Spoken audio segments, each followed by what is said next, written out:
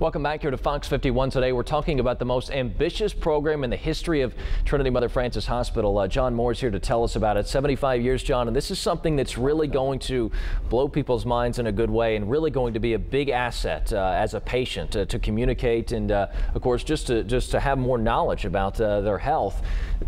Trinity Mother Frances has technically had electronic, of course, record keeping, but ConnectCARE is really going to change everything. It launches October 1st.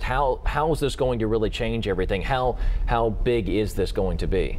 Well, it's the biggest project, as you said, that we've undertaken in our 75-year history, and it is going to be incredibly wonderful for everyone, for the patients, the doctors, the other providers. This is how extensive this project is. It's been many years, a lot of investment, a lot of man hours. Think of it this way: if you took your computer and say your computer is X number of years old and you decide to add certain pieces of software, you're basically building on an original platform, but you're adding to it and trying to find things that all work together. We're taking everything that we've had, pushing it over, and we had something that was built completely from the ground up to be completely integrated, so that the continuum of care for the patient, whether they come into the hospital or any of our clinics — we have 6 hospitals and 36 clinics — if they go to one of our many specialists or one of our 350 plus doctors or providers, everybody's going to have access to the same thing. So if you need an x-ray and you go to one person and then you go to another, they're not going to make you have another x-ray because they can just pull it up on the computer and look at it. They're going to know when you walk in the door what meds you're allergic to or what meds you're taking. So that's the great piece from the provider standpoint. From your standpoint as a patient, how neat would it be to be able to get on your phone securely or on your computer or your iPad, look up your test results, see what they were, maybe just hours or the day before, find out, you know, what prescription you're going to need, or make an appointment with your doctor. It's going to be that great. Well, of course, we always hear about the mandate with the Affordable Care Act that essentially electronic medical records will be mandatory. You had it before, though. This is, as you said, a big update. October 1st is the day we're looking at. Is the entire thing going to be launched on that day, or will we see kind of a soft rollout here with ConnectCARE? Well, it's I don't know that I'd call it a soft rollout, but it's definitely phase 1 of what we're going to be doing over time. Something this complicated is not something that you can do all at once, or you should do all at once. You want to make sure that it goes smoothly.